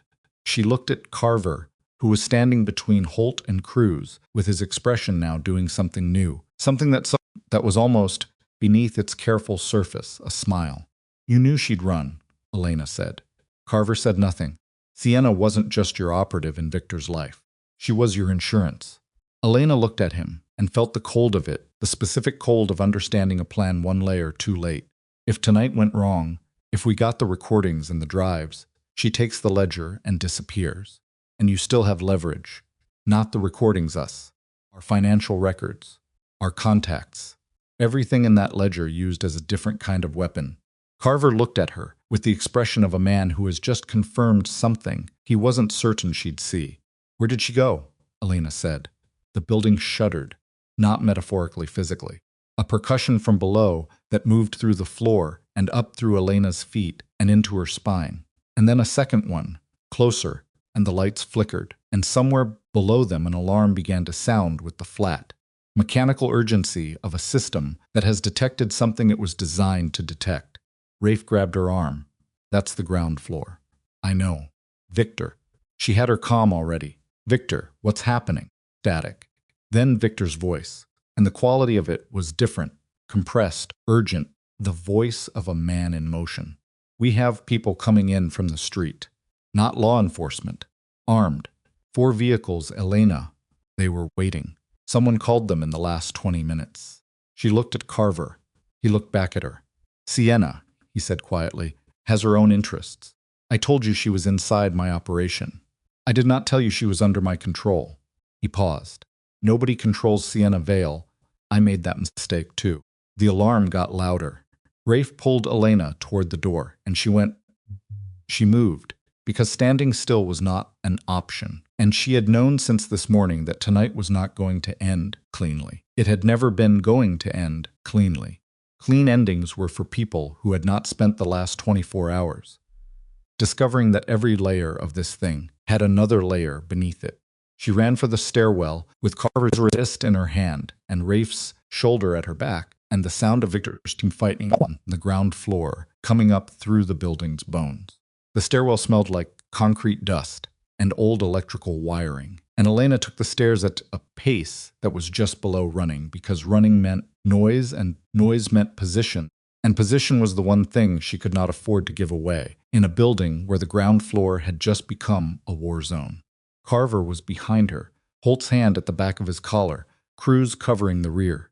Rafe was on point, one hand on the stairwell railing, moving with the compressed efficiency of a man who had done this before and knew that the difference between a controlled descent and a disaster was about 3 seconds of decision-making at each landing.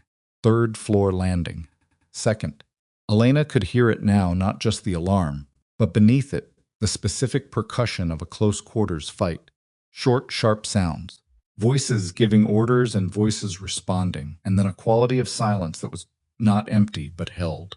The silence of a space where people were moving carefully, because moving carelessly cost you. Her earpiece crackled. "Victor, we're holding the lobby. 3 of theirs down. Elena, where are you?" 2nd floor landing. 4 of us plus Carver. Come out through the kitchen service corridor. East side connects to the lobby from the back. Stay off the main entrance. Copy. She looked at Rafe. He had already heard it. He was already turning toward the east side door. They came through the kitchen corridor at a low run. Carver moving under Holt's direction, with the compliance of a man who had done a rapid calculation and determined that cooperation was currently the option most compatible with continued breathing. Elena pushed through the door into the lobby, and the scene that met her was the aftermath of something violent that had not yet fully finished. 4 of Victor's men were positioned behind overturned reception furniture. 2 of the attackers were on the floor, not moving.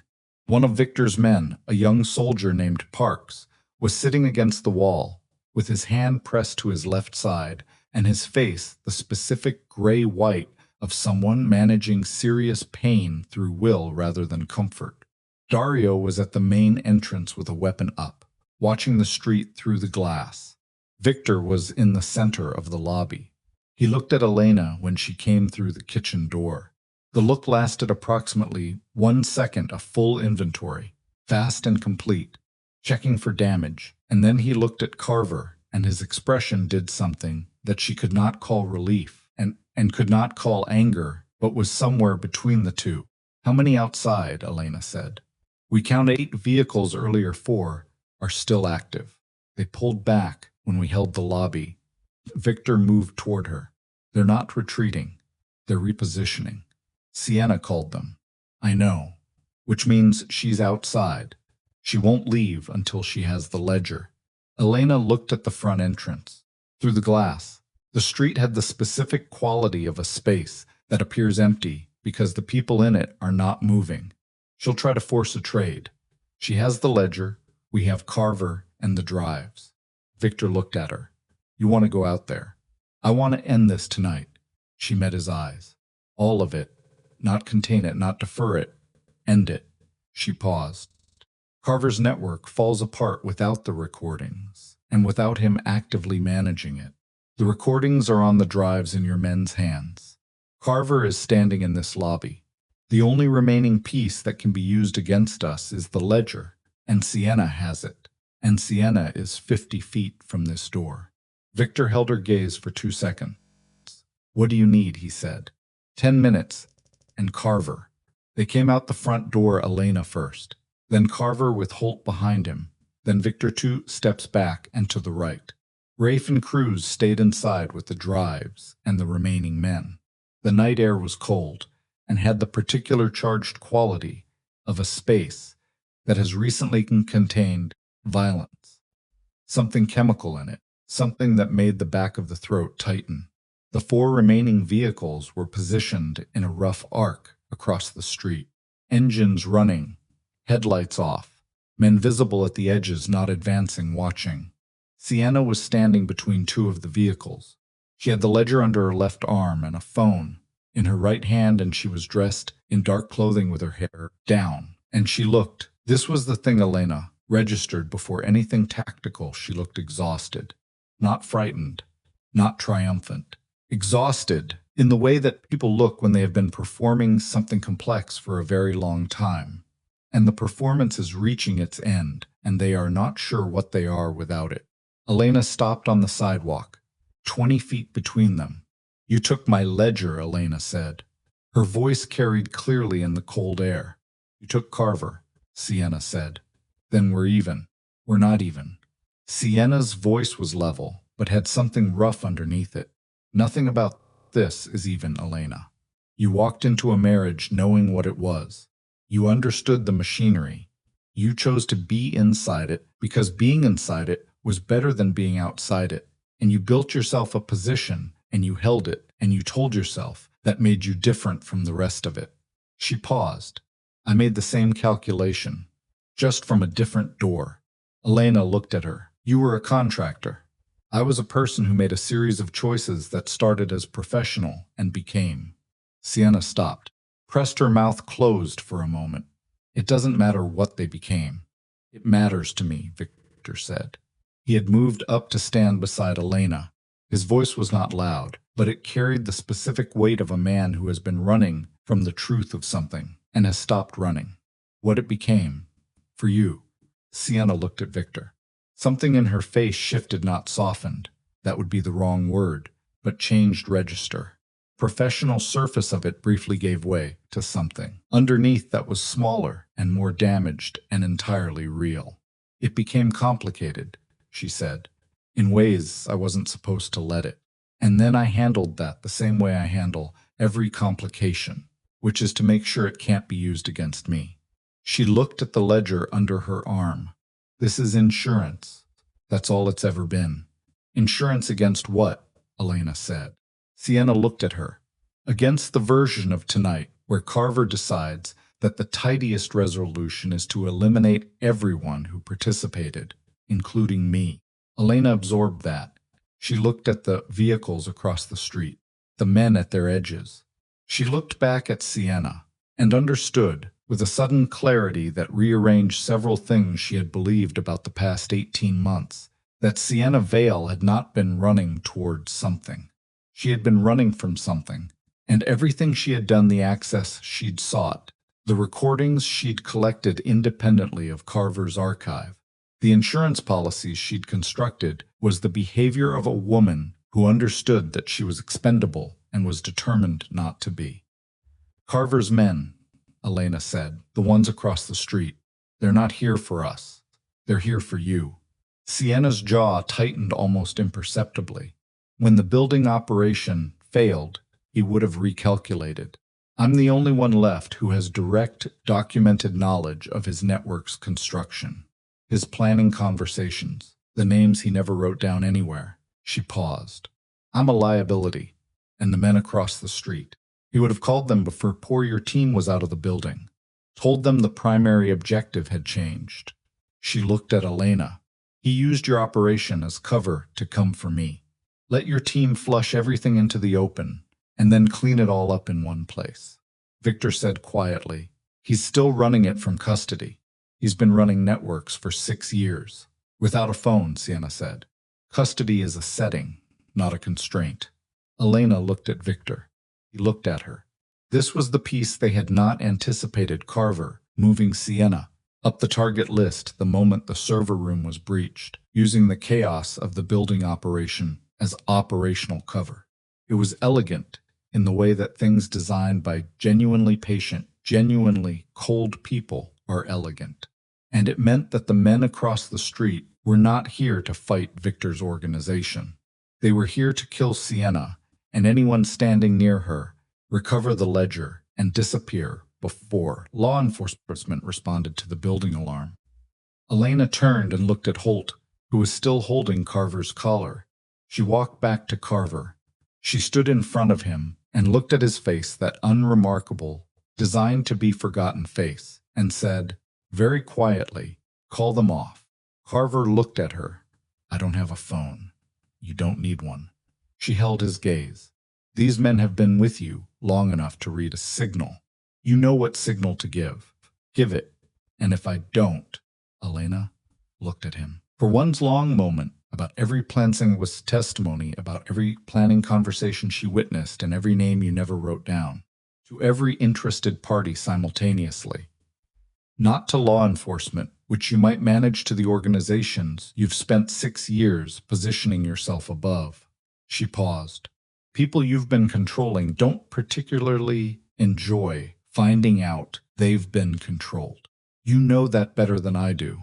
Carver stood in the cold outside his building, with Holt's hand at his collar and the ledger across the street, and the drives in the hands of Victor's men, and the recordings that had been his keystone, now sitting in a bag that was leaving this building tonight. And he did the calculation. Elena watched him do it. It took about 4 seconds. He looked across the street. He made a gesture, small, specific, the kind of gesture that means something precise to someone who has been instructed what to look for. Across the street, the men at the vehicle's edges moved back, not retreating, standing down. The engine sounds changed register slightly as vehicles shifted from ready to idle. Sienna, still standing between the vehicles, looked at Elena. Now, Elena said, the ledger. Sienna walked across the street. She stopped in front of Elena and held out the ledger. Elena took it, looked at it, felt the weight of it, not just physical, but what it represented. 7 years of her husband's empire. 7 years of the world she had chosen. Every name and number and connection that made the Bellarosa organization what it was and what it had been. She looked at Sienna, the recordings, your personal archive, the ones you kept independent of Carver's. Sienna reached into her jacket and produced a drive. Everything. 18 months. She held it out. Every conversation, including the ones where he told me what he was planning to do with me when I was no longer useful. Elena took the drive. She turned to Victor. He was looking at her with an expression she had not seen on his face in years, stripped of management, stripped of the controlled authority that he wore the way other men wore suits. Just his face, tired and present, and entirely serious. "What do you want to do?" he said. Not a delegation. A genuine question. Elena thought about it for a moment. She looked at the drives in their people's hands, at the ledger, at Carver standing under guard, at Sienna, who was watching her with the look of a woman waiting for a verdict. "Carver goes to the City Organized Crime Task Force," she said, anonymously, with enough of the recordings to establish the full scope of his network. Not from us through a legal intermediary, untraceable to the Bellarosa organization. She looked at Victor. He disappears into a system that has very good reasons to keep him there. And without him managing it, his network of installed operators loses its coordination. It doesn't collapse overnight, but it fractures. And fractured, we can handle. Victor nodded. Sienna. Elena looked at her. "You're going to give a complete written account of everything you know about Carver's operation to Charlotte Rowe." My attorney. "It goes into a sealed file that gets opened if anything happens to me, Victor, or anyone connected to this family." She paused. "In exchange, you leave this city and you don't come back. No charges, no pursuit. You just go." Sienna looked at her for a moment. "That's more than I expected." "I know," Elena held her gaze. "Don't mistake it for forgiveness. It's pragmatism. You're more useful gone, and cooperative than present and hostile." Sienna looked at Victor. Something passed between them, not reconciliation, not closure, but the specific acknowledgement of two people who had been real to each other in some complicated, damaged way and were now arriving at the end of it. He nodded once. She looked away. "Okay," she said. They moved Carver before dawn. Dario handled the logistics with the clean efficiency that had made him indispensable for 15 years. By 4 in the morning, Carver was in a location that Charlotte Rowe's office would receive an anonymous communication about at 9 a.m., with enough documentation to ensure that the receiving authorities would take the situation seriously and move quickly. By 5, the drives were in Charlotte's possession. 6, the ledger was back in the Bellarosa estate study, in the safe that someone had walked Elena to 8 months earlier and shown her the combination. The estate was quiet when they returned. The kind of quiet that comes after something large has passed through, not peaceful exactly, but emptied out, the silence of a space that has expelled something. Elena went to the kitchen and made coffee. Not because she wanted coffee, but because the act of making it, the water, the grounds, the specific mechanical sequence of it, was something ordinary in a night that had contained almost nothing ordinary. She needed ordinary the way you need to touch the ground after you've been falling. Victor came in while the coffee was brewing. He looked like what he was, a man who had been awake for 30 hours and had spent most of them in motion or in crisis. He sat down at the kitchen table, young, and the act of sitting had the quality of a man setting down something he had been carrying for much longer than tonight. They sat in silence while the coffee finished. Elena poured 2 cups and set one in front of him and then sat down across the table. The same table where she had placed the photograph 14 hours ago. The photograph of Victor and Adrian. The one that had started all of this. Table looked different now. Or she looked at it differently. Victor wrapped both hands around his cup. He stared at it. "Matteo," he said. "I know." He was trying to protect the family. In the wrong direction, badly, without telling me. That was what he was doing. Victor looked up. "That doesn't erase the choices he made." "No," Elena agreed. "Doesn't. But it changes what the choices mean." He held her gaze. the way my choices change, depending on what they actually cost. Elena looked at him. This was the part she had been not thinking about. For 14 hours not avoiding, exactly, but tabling, the way you table the question of the wound until you're out of the situation that caused it, because opening the wound in the middle of the crisis serves nothing. Now the crisis was over. Now there was only the kitchen and the coffee and the man across the table. You hesitated, she said, when Matteo accused me in the front room, with everyone watching. Victor didn't look away. Yes, 4 seconds, yes. What were you weighing? He was quiet for a moment, not searching for an answer. She could tell the difference between a man looking for the right words and a man deciding whether to say the ones he already has. He had the words. He was deciding. Whether it was possible, he said finally. Whether there was a version where you were doing what he said.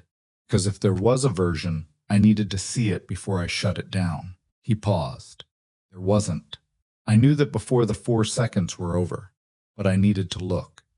Elena looked at her coffee cup. In 7 years, I have never once done anything that wasn't. Elena, his voice was quiet. I know. The hesitation wasn't about what you had done. It was about what I had done. Things that I had done that I didn't tell you, and the way that kept me from being certain of anything. Because a man who is keeping secrets cannot fully trust that the person across the table isn't keeping them too. He set the cup down. The hesitation was my own guilt. Looking for company. Kitchen was very quiet. Elena looked at him for a long time.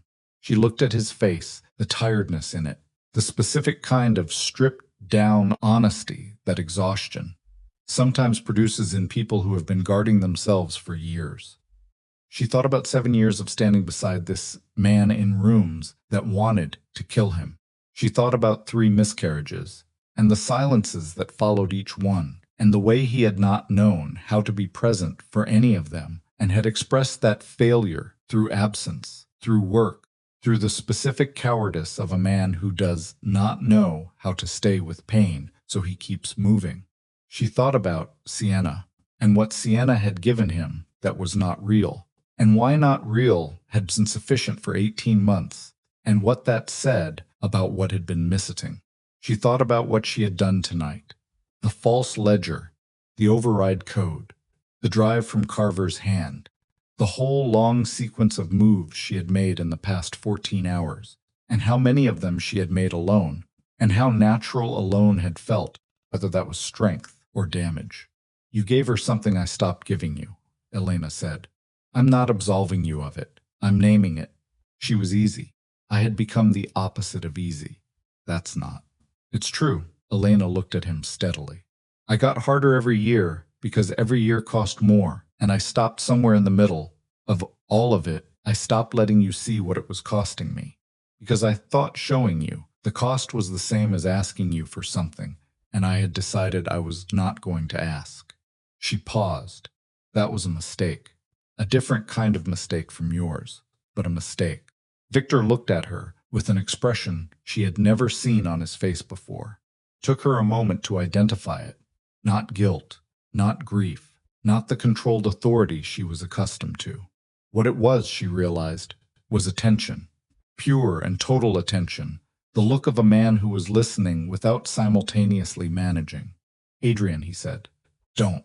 I need to say it, Victor. I told you he was dead because I couldn't face the choice, he said, not because I was protecting you. That was the story I told myself, and it was a good story, and it was not the truth. Truth is, I couldn't face the possibility that if you knew he was alive and you knew what he had done, you might choose to go to him. And losing you to him, to your own father, was the one thing I didn't have a way to manage. He looked at the table, so I removed the choice. I told you he was gone. He looked up. And then I kept meeting with him for 14 months, because even dead, he was the one person whose leverage I couldn't fully neutralize. Elena sat with that for a long moment. She thought about 8 years of mourning a man who had been sitting in meetings with her husband.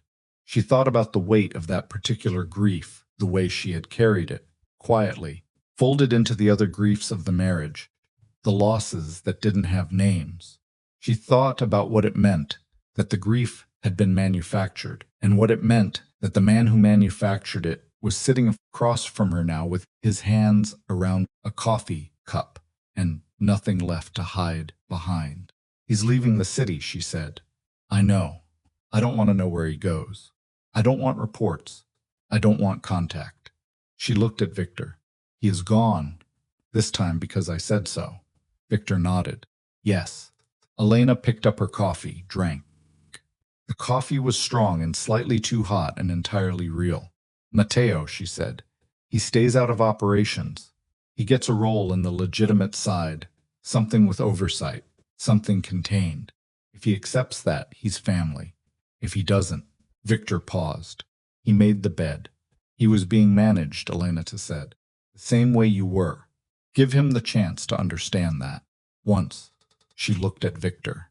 "One chance, Victor. Not because he earned it. Because people who have been used need to understand they were used before they can make a genuine choice." Victor looked at her. "When did you get more generous than me?" "I was always more generous than you." A pause. "You just never noticed because I stopped showing you things." Something moved through Victor's face that was not quite a smile, but had some of the same quality, rueful and tired and real. 3 weeks later, the city kept moving. It always did. That was the thing about cities: they absorbed whatever happened in their streets and their buildings and their back rooms and their marriages, and they kept moving. Because the city was not a story, it was a system, and systems did not pause for resolution. Carver had been in federal custody for 19 days. The case against him was not moving quickly. Cases of that complexity never did, but it was moving, and the men assigned to it were serious. And the anonymous documentation had been thorough enough that the question was not whether charges would come, but when. His network was fracturing exactly as Elena had predicted. Without the recordings to enforce loyalty, and without Carver actively managing the relationships, the installed operators were drifting, realigning, some of them quietly approaching the Bellarosa organization's legitimate intermediaries with proposals that suggested they had been looking for an exit from Carver's framework for some time and were relieved to have one. Sienna Vale had left the city on the 3rd day. Charlotte Rowe had her sealed testimony. Elena did not know where Sienna had gone and did not intend to find out. Nora Vass had disappeared entirely. Elena had spent 2 days looking for her and then stopped, because what she found when she looked was that Nora had left nothing, no trail, no forwarding address, no contact, as clean a disappearance as a trained operative could manage. There would be a version of this, Elena knew, where she spent years tracking that disappearance and building King and resolving it definitively. She decided not to live that version. She decided that Nora Vass, whatever she had been and whatever she had felt in the years she had spent inside Elena's life, had given Elena 12 minutes in a bathroom window. That was what it was. Elena folded it carefully and put it somewhere that was not the front of her mind, and she did not retrieve it often. Matteo came to the estate on a Tuesday afternoon. He sat across from Victor in the study, with his hands on his knees, and his face showing the particular stripped quality of a man who has had several weeks to sit with what he had done and has not been able to construct a version of it that reflects well on him. Elena sat in the corner. She had asked Victor to let her be present. He had said yes without asking why. Matteo talked for 40 minutes.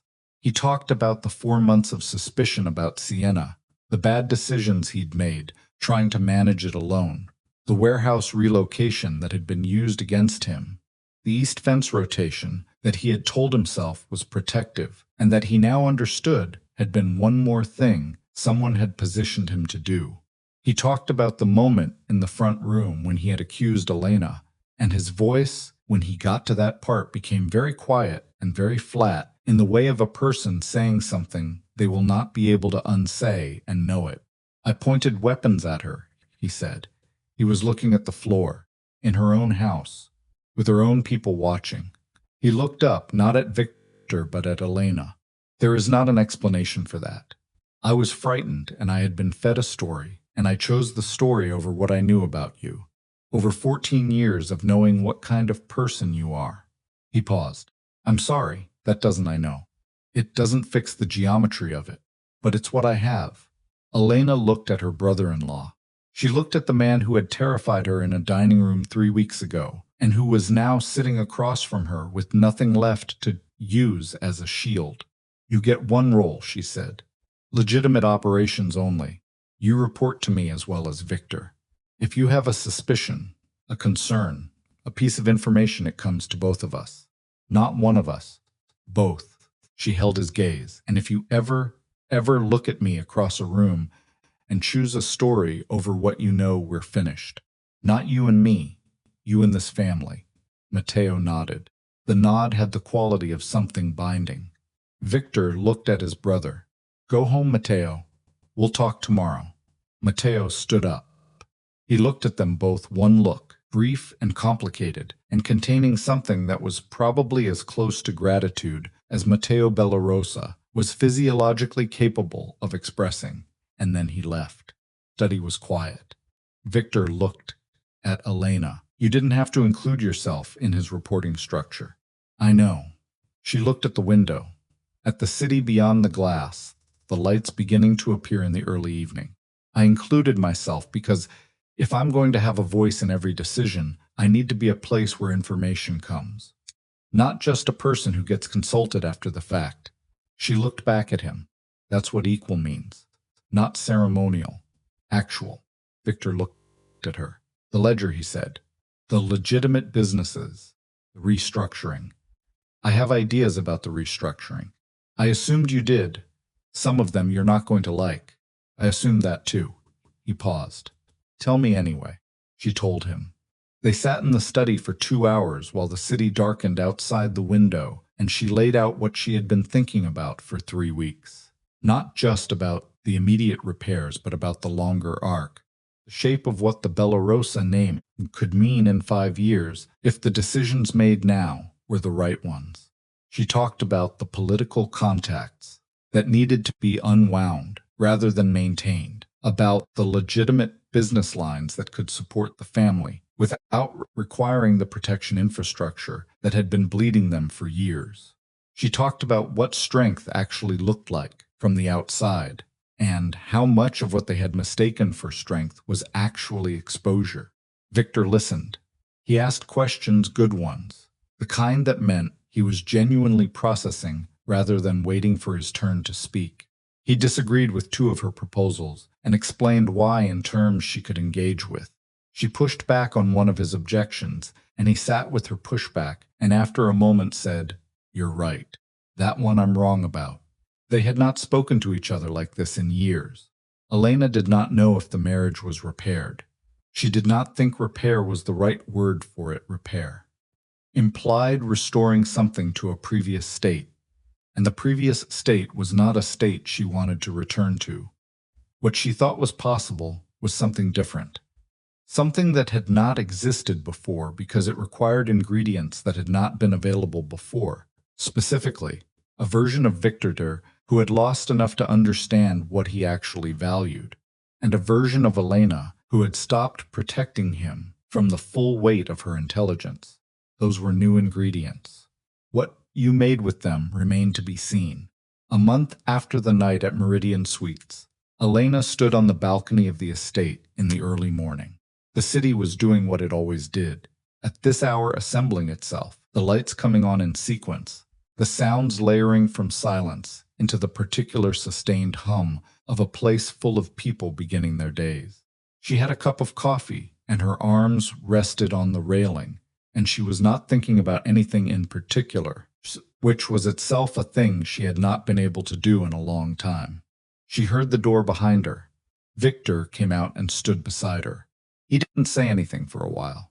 They stood there in the early light, and the city spread itself in front of them, and the coffee steamed in her hands. Dario brought the restructuring proposal back, he said. The legitimate holding revision. The board thinks it'll take 8 months. It'll take 6, Elena said. If we stop letting the compliance team defer to legal on the property classifications. You want to be in the compliance meeting. I want to run the compliance meeting. A pause. All right. She turned her head and looked at him. He was looking at the city. His profile in the early light had the quality of a man who was tired in a way that was not unpleasant. The tiredness of someone who has set down a weight they had been carrying for too long and is still feeling the relief of empty hands. I thought betraying you would make me stronger, he said. Elena looked back at the city. She thought about what strength had looked like to her, and what it looked like now, and the distance between those two pictures. It almost destroyed you, she said. And you? She looked at the lights below, at the city that had been theirs and was still theirs, in a different way now, with different terms and different meanings. She thought about the woman who had sat at a dining room table at 4 a.m. with a photograph and a very simple question, and what that woman had done in the hours that followed, and who she was on the other side of it. It made me stronger, she said. Victor was quiet for a moment. Then he put his hand on the railing next to hers, not covering it, not taking it, just placed there beside it in the morning air, close enough that their knuckles touched. Elena did not move away. The city hummed below them, alive and indifferent, and continuing, the way cities do. And the two of them stood on the balcony while the morning assembled itself around them, not repaired, not restored, but present, which was, Elena had come to understand, the only thing that any of it had ever actually required.